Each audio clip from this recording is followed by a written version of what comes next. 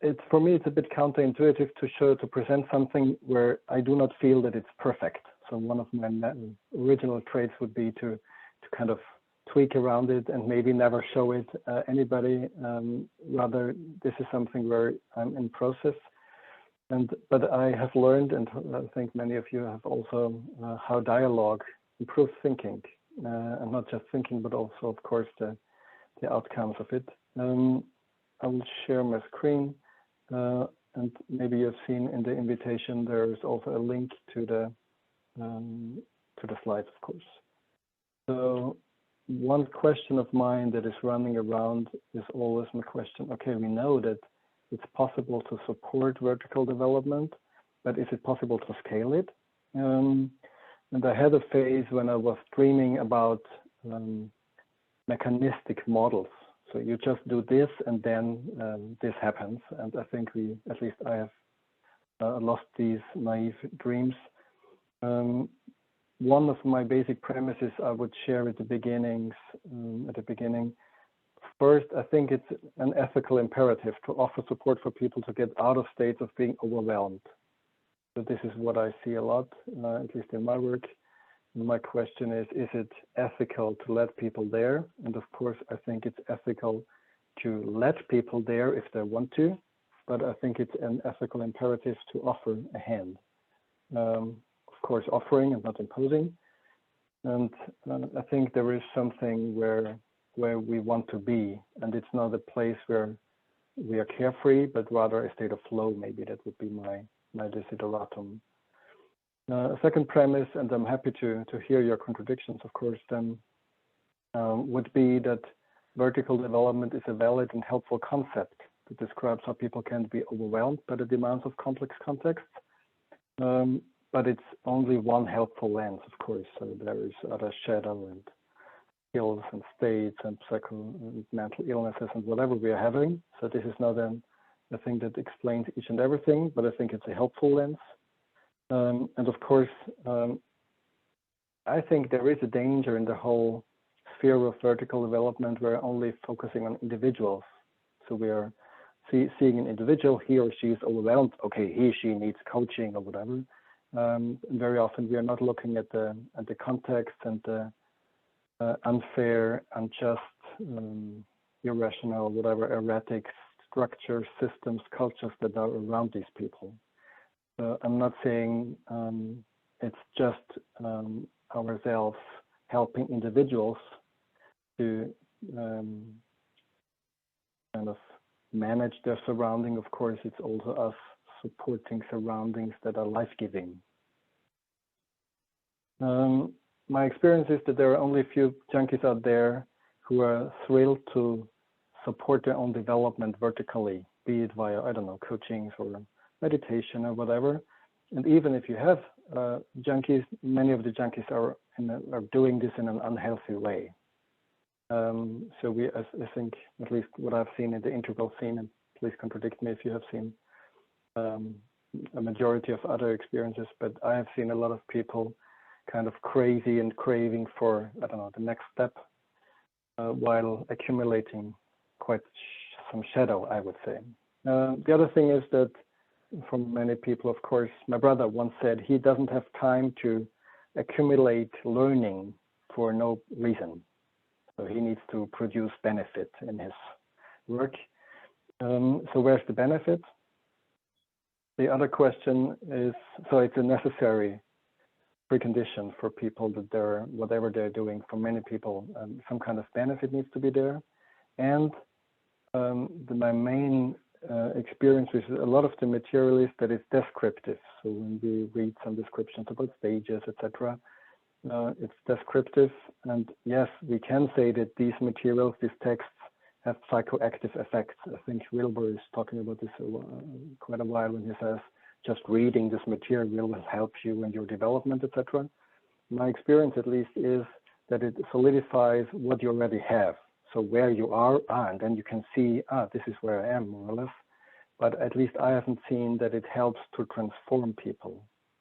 So, for example, the material of Susan Cook-Reuter with her post on autonomous stages was kind of giving me comfort, not comfort, that's the wrong word, giving me kind of a solace, so kind of calming down again and not sending myself to hospital when I had these experiences, but at the same time, it didn't help me to get there. Yeah, and I had this time when I thought it would be possible to do things without dialogue. And this is one of the things where I'm grateful for Otto and you and some of you and others. So it needs some kind of dialogue, at least with oneself, or probably with others to support transformation. So originally I was using the term just mind openness, and now I'm using the term mind opening dialogue. And these are my dreams, and I would hope if you could join me in dreaming and join me in realizing these dreams. Wouldn't it be great if the process of development was quaffable? I looked it up today in a dictionary, and I hope it's a metaphor that's working also in English. In German, you say süffig, so it's a sweet wine where you can drink it and drink it and drink it, and you don't even realize that you're getting drunk because it's so good. So it would be something that's light and sweet, and it's just wonderful. And I've heard from Jewish people that they're giving sweets to the children when they're first learning. So they're connecting learning with sweetness. It's a nice metaphor, I think. Wouldn't it be great if people would get some benefit out of it, if people would experience community and not doing it alone? I've seen that, at least for me and other junkies, they have this single-minded, this mindset of doing things alone. And I've seen that many people need this community of being together and having this experience of being together in a cohort at least. Wouldn't it be great if people came together as practitioners and not only as coach and coachee? So having this, not only this vertical relationships, but really of being together as practitioners on the way. If the processes could stale, not held back by bottlenecks. And what could be bottlenecks? I've seen that some processes are held back because there are some copyright reasons. So it's not okay to use this material. And at the same time, I've seen that material is free, but there is no economic engine behind it. And at least that's my assumption for the moment, that economic engines can support the spreading of ideas. So if people can make a living out of it, then it's possible to bring ideas to other scales. Yeah, there are some attempts. Some of you have registered on the platform on Sutra. Thank you, Jeroen, for pointing me there. So what you see there is a collection of material. Most of the material is a series of questions and some videos. And the idea is that these questions can be used to support one's own individual problem-solving process. So you have some kind of whatever challenge, problem, whatever you call it, and you use these questions to kind of ask yourself. It could be used to support me as a coach, consultant, facilitator, to broaden my box of tools, of questions. And what I did put together this material along 3 lines of development.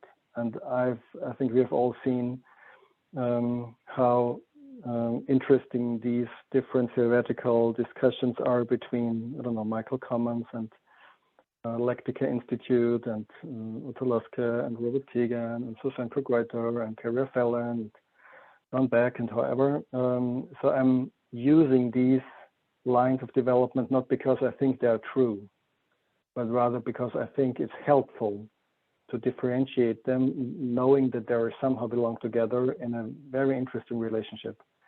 So I'm not trying to make a theoretical statement by using them, but rather I'm using them as a scaffolding for questions.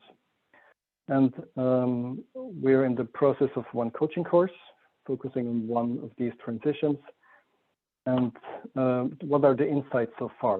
One insight is that the material, these questions, they work in the hands of a good coach.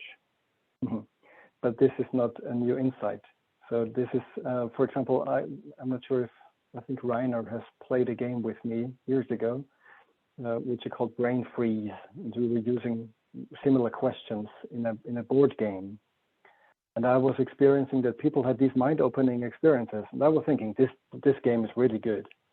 But then I was realizing it was me as a facilitator asking these questions that were helpful, but it was not the game itself. In the hands of another person, this game was hard to understand. And that's a bit my concern with the platform as well, that the collection of questions is nice, is good, but it's good in the hands of an experienced coach, facilitator, etc.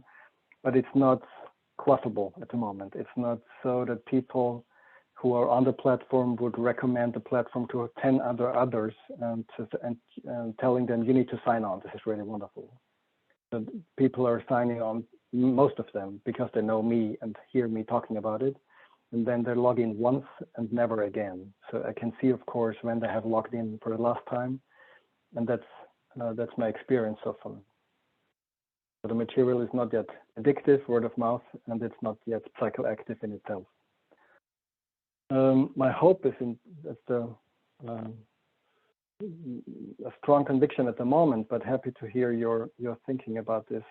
Ideally, it works like Linux, at least how I understand Linux. Could be wrong. That's my conception of Linux is wrong. My hope is that it's the material itself can stay Creative Commons, they share alike, and it's open for co-development. At the same time, it's free to use, and it's okay for people to make money with it. So that's my assumption, that this is helpful for the business model that can spread and scale. At the moment, that's my thinking. Building upon it, programs. We are building programs of coaching for consultants, facilitators, etc. Thinking about how to integrate it into the friendly universe. These are the 5 modules we are building at the moment. So understand, practice, apply, improvise, co-develop, each focusing on one transition. And the idea is that by building some benefit for coaches, consultants, that this becomes useful. So not offering things, or do you want to develop, do this program, but rather you want to be a better coach, then do this program, and thereby supporting yourself and supporting others. To be developed a community. So this is not something that I managed to do for now, and I'm also curious about your experiences, how a community looks like that is kind of nourishing itself, each other. And these would be my 3 questions where I hope to hear your thinking. So one question is how to generate processes that support individuals without the direct support of a coach. Is this possible? So we know that developmental coaching is working, okay, but this is a bottleneck, I would say. So how can we generate processes that do not need a coach directly? Second, how to design a context that feels so attractive that people invite others into it, so word of mouth.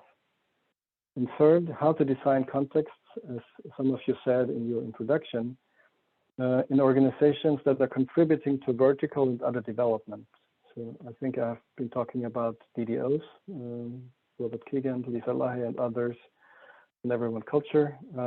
How can we design such contexts where people really feel that they are supported in their vertical and other development?